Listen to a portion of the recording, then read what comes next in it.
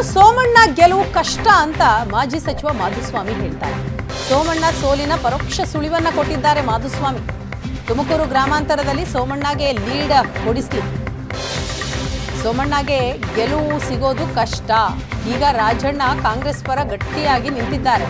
ಇಂತಹ ಪರಿಸ್ಥಿತಿಯಲ್ಲಿ ಸೋಮಣ್ಣ ಅವರನ್ನ ಗೆಲ್ಲಿಸೋಕೆ ಸಾಧ್ಯ.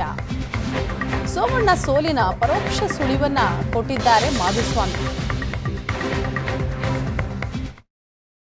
ಹೇಳ್ತಾ ಇದ್ದೀನಿ, ನಾನು ಸೋಮಣ್ಣವ್ರ ಮೇಲೆ ನನಗೇನು ದ್ವೇಷ ಇಲ್ಲ. ಸೋಮಣ್ಣ ಅವರು ರಾಜ್ಯಸಭೆಗೆ ಹೋಗ್ತಾರೆ ಅಂದಾಗ ಭಾಳ ಸಂತೋಷಪಟ್ಟೆ, ಹೋಗ್ಲಿ ನಮ್ಮವನೊಬ್ಬ ಅಂತ.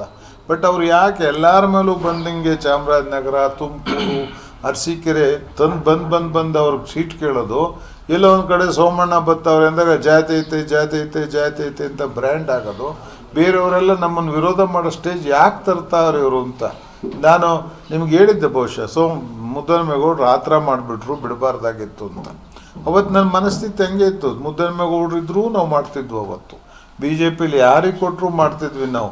ಈ ಮನುಷ್ಯ ಹೇಳೋತಿ ನಾನು ಒಬ್ಬ ಅಪೇಕ್ಷಿತ ಅಂತ ಅಷ್ಟು ಹೇಳ್ದೆ ಬಿಟ್ಟರೆ ಅವತ್ತು ನಾನು ಆಡಲಿಲ್ಲ. ನನಗೆ ಕೊಡಿದ್ರೆ ಮಾಡಲ್ಲ ಆ ಮಾತು ನಾನು ಯಾರಿಗೂ ಆಡಲಿಲ್ಲ.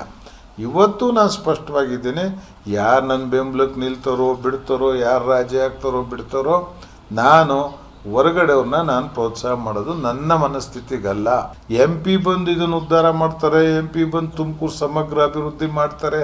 ನಾನು ಎಂ ಪಿ ಆದರೂ ಮಾಡೋಕ್ಕಾಗಲ್ಲ, ಅವ್ರ ಎಂ ಪಿ ಆದರೂ ಮಾಡೋಕ್ಕಾಗಲ್ಲ.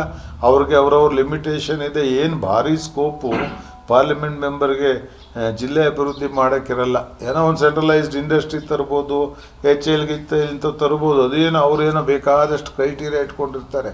ಬಿಟ್ಬಿಟ್ಟು ನಾನು ಯಾತ್ಗೆ ಇವೆಲ್ಲ ಬೊಗಳೆ ಮಾತುಗಳು ಅನ್ನೋದು ನಂಗೆ ಅರ್ಥ ಆಗಿಲ್ಲ.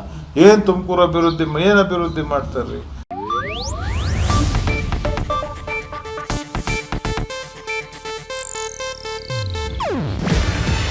ಇದು ಏಷ್ಯಾನೆಟ್ ನ್ಯೂಸ್ ನೆಟ್ವರ್ಕ್ ಪ್ರಸ್ತುತಿ. ನೀವು ನೋಡ್ತಿದ್ದೀರಾ ಏಷ್ಯಾನೆಟ್ ಸುವರ್ಣ ನ್ಯೂಸ್.